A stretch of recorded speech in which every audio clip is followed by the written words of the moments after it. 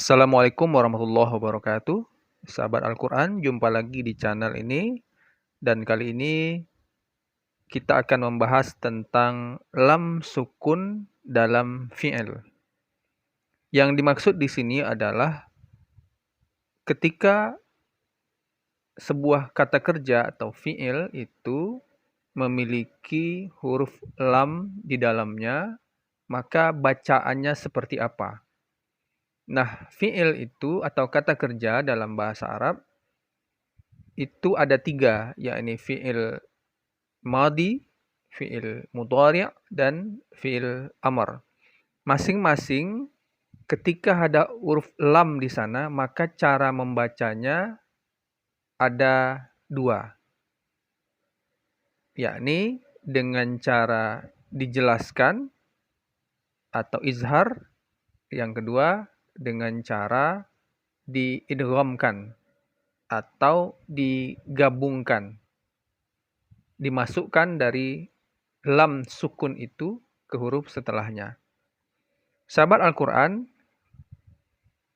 sekarang kita mulai dari yang pertama, yakni yang dibaca izhar atau dibaca jelas.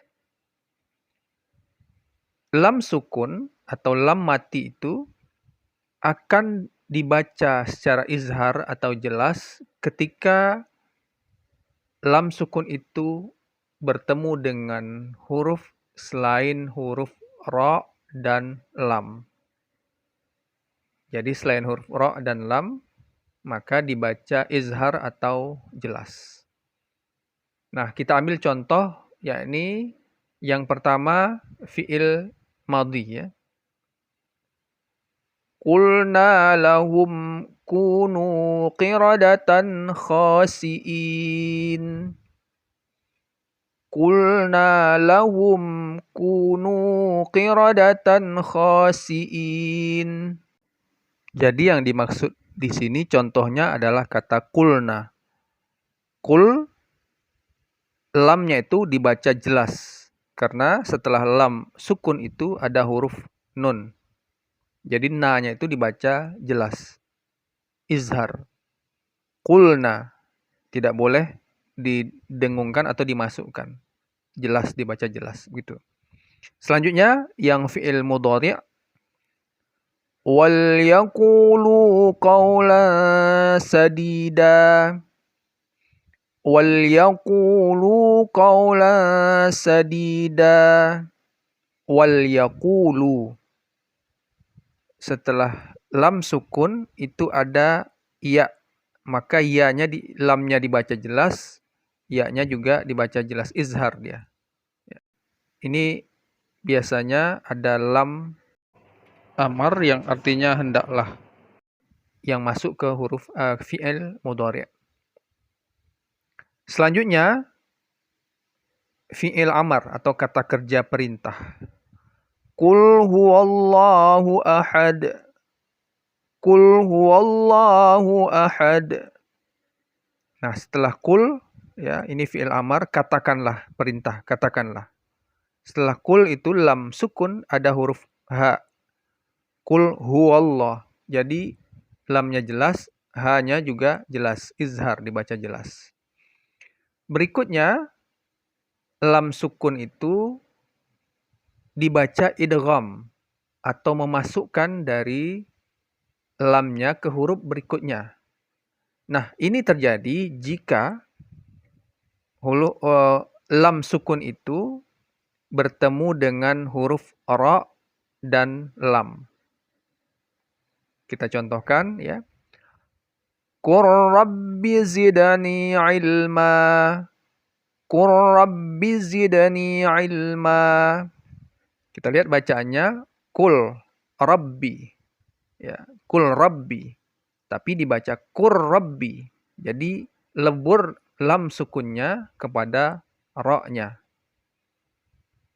Dia disebut sebagai idgham. Sebenarnya ini pelajaran ini sudah kita pelajari ketika pelajaran idgham. Tapi ini lebih spesifik pada lam sukun. Jadi tidak dibaca kul rabbi, tetapi dibaca qur rabbi. Karena dia hukumnya idgham. Contoh berikutnya, wa qul lahum fi anfusihim. Wa qul lahum. Lam sukun bertemu lam lagi. Jadi masuk kepada lam berikutnya. Tidak dibaca jeda gitu. Tetapi dia seakan-akan satu huruf, dia menggunakan tasydid. Wa qul lahum. Jadi tidak boleh dipisahkan. Kalau izhar kan dipisahkan. Wa qul lahum, itu keliru. Jadi harus seperti tasydid dia, satu saja lamnya, lalu ada tasydidnya. Menyatu dia karena dia dihukum idgham. Wa qul lahum. Sahabat Al-Quran, dalam hal ini disamakanlah dengan lam fi'il ini huruf yakni hal dan bal. Jadi dalam bahasa Arab itu ada yang disebut dengan fi'il, ada yang disebut dengan isim, lalu ada yang disebut dengan huruf. Nah, huruf ini biasanya bukan satu huruf hijaiyah seperti kita maksudkan, tetapi ada beberapa, misalnya min, ila gitu. Nah, salah satunya atau salah duanya adalah hal dan bal. Nah, di hal dan bal ini ada lam sukun. Nah, ketika dia masuk ke huruf berikutnya, maka sama hukumnya dengan lam fi'il tadi. Contohnya adalah qala bar rabbukum. Qala bar rabbukum. Jadi bal itu sama hukumnya dengan lam sukun ketika berada pada fi'il. Seperti kul tadi. Jadi qur rabbi sama dengan bar rabbukum begitu. Jadi dia dibaca idgham. Tidak dibaca bal rabbukum. Contoh lainnya, fahal lana min syufa'a. Fahal lana min syufa'a. Hal bertemu dengan lana. Sama seperti tadi, dia dibaca idgham. Masuk dia ke lam berikutnya. Nah, dalam hal ini ada kecualian. Ada sebuah pengecualian, yakni balron. Nah, ini disebut dengan saktah. Kalla balron. Jadi bal bertemu dengan ra pada kalimat lain dalam Al-Quran itu dibaca sebagai idgham. Tetapi dalam hal ini balrona dia dibaca izhar atau jelas dan diberhentikan sebentar. Ini disebut dengan saktah atau berhenti. Ada tanda saktahnya.